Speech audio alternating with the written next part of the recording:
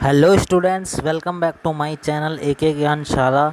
मैं हूं अभिषेक और आज की इस वीडियो में हम क्लास 9th का पहला चैप्टर यानी कि हमारे आसपास के पदार्थ को पढ़ेंगे।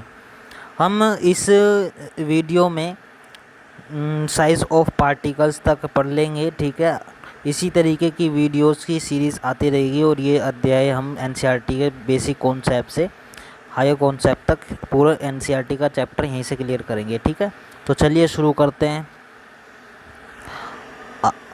अपने चारों ओर नज़र दौड़ाने पर हमें विभिन्न प्रकार की वस्तुएं नज़र आती हैं, जिनका आकार, आकृति और बनावट अलग अलग होता है।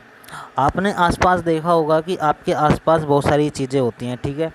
अब जैसे कि आप जिस फ़ोन में ये वीडियो देख रहे हैं वो हो गया, आप ईयरफोन या हेडफोन जो भी आपने लगाया वो हो गया, आपके हाथ में पेन होगा, ये आपके हाथ में कॉपी होगी। जितने भी सब हैं इनकी जो है शेप अलग अलग है, यानी इनकी आकृति अलग अलग है, आकार अलग अलग है और इनकी बनावट भी अलग अलग है, ठीक है। इस विश्व में प्रत्येक वस्तु जिस सामग्री से बनी होती है उसे वैज्ञानिकों ने पदार्थ का नाम दिया है। ये जितने भी वस्तुएं हैं, जिस भी सामग्री से ये बनी है ना, उसे जो है वैज्ञानिकों ने पदार्थ का नाम दिया है। किसका नाम दिया है? पदार्थ का नाम दिया है, ठीक है।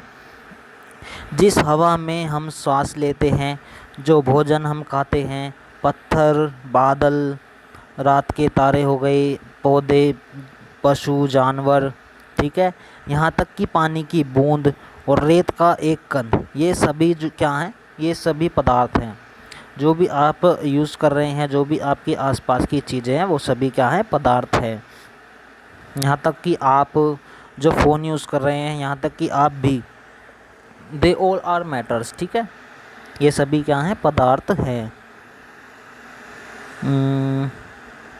ध्यान देने योग्य बात यह भी है कि ऊपर लिखी सभी वस्तुओं का द्रव्यमान होता है और ये कुछ स्थान यानी आयतन घेरती हैं, ठीक है। द्रव्यमान का मतलब होता है मास यानी कि वजन हो गया, यानी कि इनके पास कुछ ना कुछ वजन है। ये इसका कुछ ना कुछ आयतन है। आयतन मतलब ये कुछ जगह घेरते हैं। जैसे आप फ़ोन ले रहे हो हाथ में आपके फ़ोन है, वो आपका हाथ का कुछ ना कुछ स्पेस घेरते हैं ना, उसी को हम वॉल्यूम बोलते हैं। यानी कि जो स्पेस यानी जो जगह उससे घेरी जा रही है उसको हम वॉल्यूम बोलते हैं, ठीक है।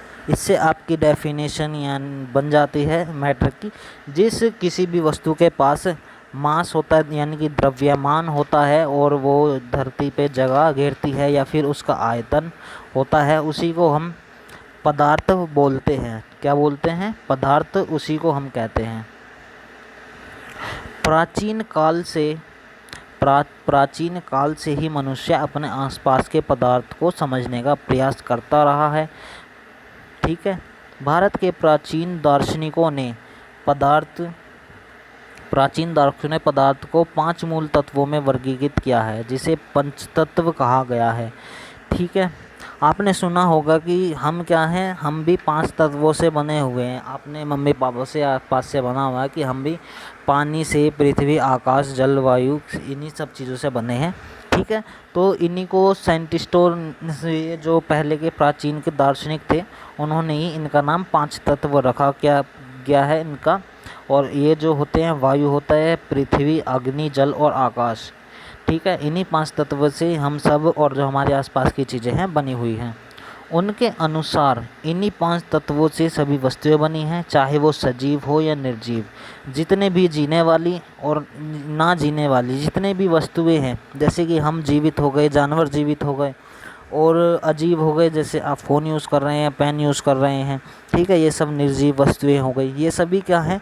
इन्हीं 5 चीज़ों से बनी हैं। किन 5 चीज़ों से, यानी वायु से, पृथ्वी से, अग्नि, जल और आकाश, इन्हीं 5 तत्वों से बनी होती हैं, ठीक है। आधुनिक वैज्ञानिकों ने पदार्थ को भौतिक गुणधर्म एवं रासायनिक प्रकृति के आधार पर 2 प्रकार से वर्गीकृत किया है। जो आजकल के वैज्ञानिक हैं उन्होंने इसको 2 क्लासिफिकेशन यानी उनका 2 प्रकार से वर्गीकृत किया है इनको। एक तो भौतिक गुणधर्म के और रासायनिक प्रकृति। ठीक है, और इस चैप्टर में हम भौतिक गुणधर्म के बारे में पढ़ेंगे। जो रासायनिक प्रकृति है ना इसकी, आप आगे चैप्टरों में पढ़ेंगे। अभी इस चैप्टर में आपको सिर्फ भौतिक गुणधर्म ही पढ़ना है। ठीक है, तो इस अध्याय में हम भौतिक भौतिक गुणों के आधार पर पदार्थ के बारे में ज्ञान अर्जित करेंगे। पदार्थ के रासायनिक पहलुओं को आगे के अध्यायों में पढ़ेंगे। ठीक है, तो चलिए इसकी फिजिकल प्रॉपर्टीज़ के तरफ बढ़ते हैं, यानी कि भौतिक स्वरूप के बारे में। पदार्थ का भौतिक पदार्थ का भौतिक स्वरूप। पदार्थ कणों से मिलकर बना होता है। पदार्थ जो है, जो जैसे रेत के कण होते हैं ना, उन कणों की तरह ही बना होता है, उनके कणों जैसे ही होता है ये भी। तो इसके लिए एक्टिविटी करेंगे। ठीक है, अभी देखते हैं आगे। बहुत समय तक पदार्थ की प्रकृति के बारे में दो विचारधाराएं प्रचलित थीं। दो बातें थीं इसके प्रकृति के बारे में। एक विचारधारा यह है, मानना था कि पदार्थ लकड़ी के टुकड़े की तरह सतत होते हैं। जैसे कि लकड़ी का टुकड़ा होता है ना, उसके तरह सतत है, यानी कि एक जगह से दूसरी जगह पे नहीं हिल सकते ना अपने आप। परंतु अन्य विचारधारा का मानना था कि पदार्थ रेत की तरह कणों से मिलकर बने हैं। लेकिन दूसरी विचारधारा ये थी कि जो पदार्थ है वो रेत के कण के तरह होते हैं, छोटे छोटे, और एक जगह से दूसरी जगह जा सकते हैं ना, मतलब फिसल के या किसी भी तरीके से बहर के। ठीक है, तो इसके लिए एक क्रियाकलाप, एक एक्टिविटी द्वारा पदार्थ के स्वरूप के बारे में निर्णय करते हैं। ये सतत हैं या फिर कणों से बने होते हैं। ठीक है, सतत मतलब एक जगह से दूसरी जगह नहीं जा सकते हैं, उसी जगह पे रहेंगे। ठीक है, और कणों से बने होते हैं जो एक जगह से दूसरी जगह जा सकते हैं। तो चलिए देखते हैं क्रियाकलाप से।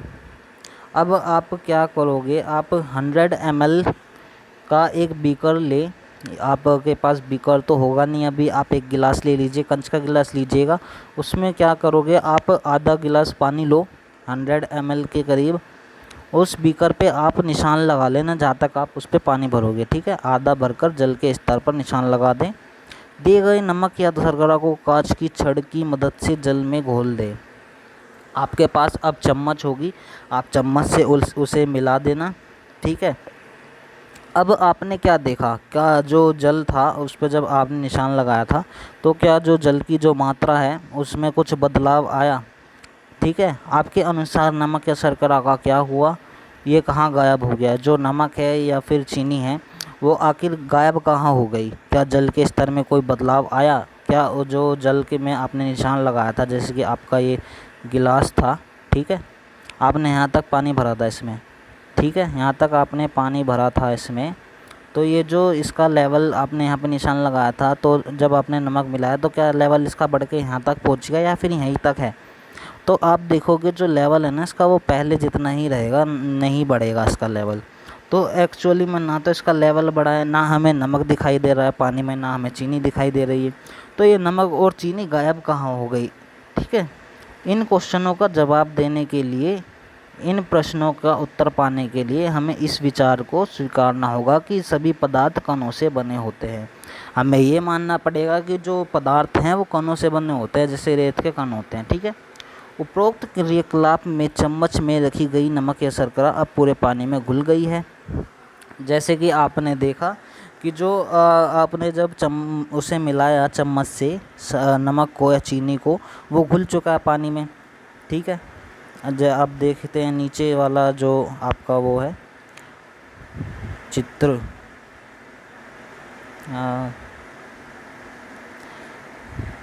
अब आप देखोगे कि ये कणों के तरह हमने मान लिया है इसको।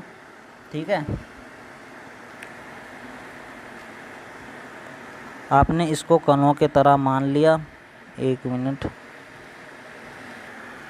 अब हमने क्या है मान लिया कि जो ये मटेरियल है, ये जो इनके कणों से ही बना होता है मैटर। ठीक है, अब हम क्या होगा, जो वाटर है उसके जो है ये आपके पार्टिकल्स हो गए, ये वाले, ये जो आप देख रहे हो इसमें फिगर्स में, इस वाली में।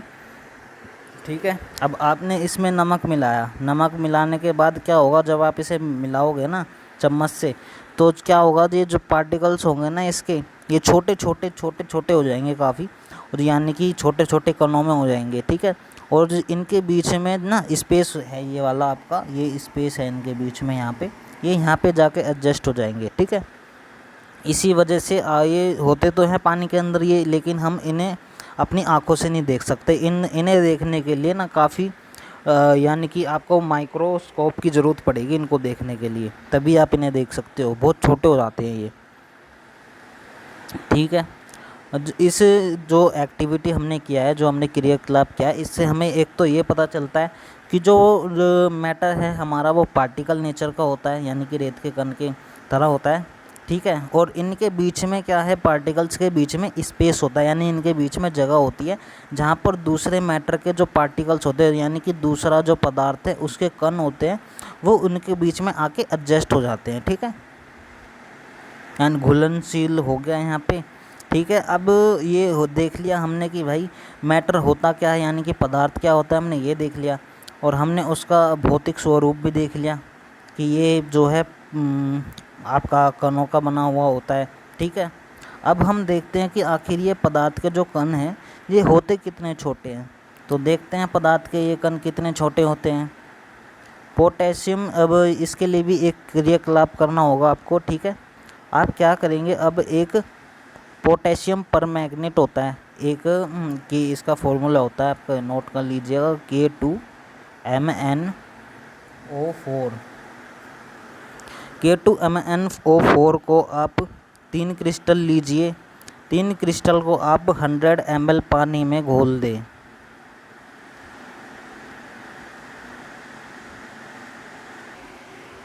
आपने क्या करा, वाटर में पोटेशियम परमैंगनेट के यानी कि K2MnO4 के आपने क्रिस्टल मिला दिए इस पानी में, यानी कि ये आपका बीकर हो गया इधर 100 ml का, ठीक है। एक बार नीचे कर लो इसको, आपको ताकि समझ में आ रहा है, ठीक है। आपने क्या किया, आपने 100 ml ऑफ वाटर लिया इस बीकर में, फिर आपने पोटेशियम परमैंगनेट के 2 से 3 क्रिस्टल इसमें डाल दिए। उसके बाद आप देखोगे जो वाटर है ना आपका पिंक कलर का हो जाएगा। किस कलर का हो जाएगा, आपका वाटर पिंक कलर का हो जाएगा, ठीक है। अब आपको नेक्स्ट क्या बोलेंगे, जो आप एक और बीकर लीजिए और उसमें 90 ml पानी भरिए, यानी कि उससे 10 ml कम, ठीक है। फिर आपको क्या करना है, ये जो आपने जिसमें पहले पोटेशियम परमैंगनेट मिलाया था इसमें से 10 ml का सॉल्यूशन आप लेंगे। आप इसको 10 ml को लेने के बाद 90 ml वाले में मिला दो, आप देखोगे कि इसका कलर भी पिंक ही हो जाता है। इसी तरीके से आपको 4-5 बार करना है, ठीक है। ये हो गया, ये हो गया, ये भी हो गया। आप देखोगे कि जो लास्ट वाला है उसमें भी आपका जो कलर है वो पिंक कलर का हो जा रहा है। इससे हमें ये पता चलता है कि जो क्रिस्टल्स हमने लिए थे पोटेशियम परमैंगनेट के यानी कि K2MnO4 के, उसमें मतलब वो छोटे छोटे कणों में टूट के, यानी कि टूटता ही जा रहा है, कणों में टूटता ही जा रहा है, टूटता ही जा रहा है, ठीक है। यानी कि एक छोटे से क्रिस्टल में लाखों इतने कण हैं कि वो लगभग 1000 लीटर के पानी को भी कलरफुल कर सकता है, यानी कि उसका कलर बदल सकता है, पिंक कलर कर सकता है उसका। इससे हमें पता चलता है कि जो कण होते हैं पदार्थ के वो बहुत ज़्यादा छोटे होते हैं, हमारी कल्पना से भी ज़्यादा छोटे होते हैं। हाँ, तो हम नीचे यही पढ़ते हैं बात, चलिए। यह प्रयोग दर्शाता है कि पोटेशियम परमैंगनेट के बहुत थोड़े से क्रिस्टल से पानी की बहुत अधिक मात्रा यानी कि 1000 लीटर भी रंगीन हो जाती है। इससे हम ये निष्कर्ष निकाल सकते हैं कि पोटेशियम परमैंगनेट के केवल एक क्रिस्टल में कई सूक्ष्म कण होंगे। ये कण छोटे छोटे कणों में विभाजित होते रहते हैं, ठीक है।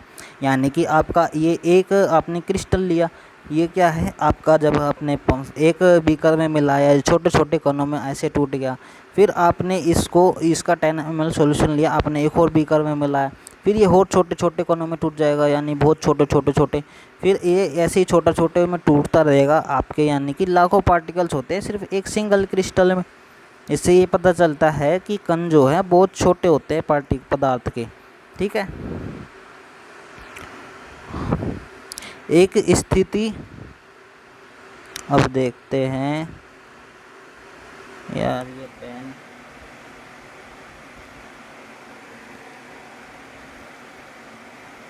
एक स्थिति में ये कण और छोटे भागों में विभाजित नहीं किए जा सकते, ठीक है।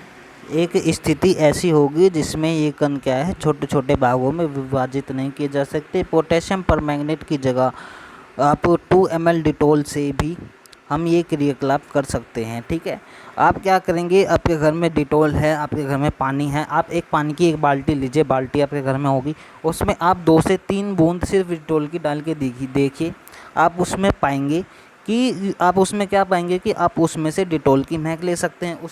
उससे भी हमें ये पता चलता है कि आपके 1-2 बूंद में ही डिटॉल की कितने सारे पार्टिकल्स है कि उसने इतने सारे पानी में क्या है, उसकी महक आ रही है आपको। ठीक है, तो पदार्थ के कण बहुत छोटे होते हैं, इतने छोटे कि हम कल्पना भी नहीं कर सकते।